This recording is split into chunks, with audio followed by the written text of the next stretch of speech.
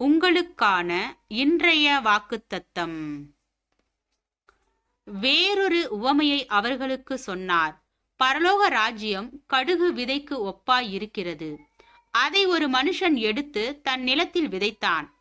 அது சகல விதைகளிலும் சிறிதாய் இருந்தும் வளரும்போது சகல பூண்டுகளிலும் பெரிதாகி ஆகாயத்து பறவைகள் அதன் கிளைகளில் வந்து அடையத்தக்க மரமாகும் என்றார். வேறொரு உவமையை அவர்களுக்கு சொன்னார். பரலோக ராஜ்யம் புளித்த மாவுக்கு ஒப்பாய் இருக்கிறது.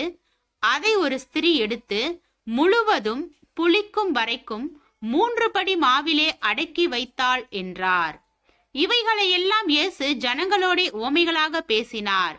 உவமைகளினாலே அன்றி அவர்களோடே பேசவில்லை.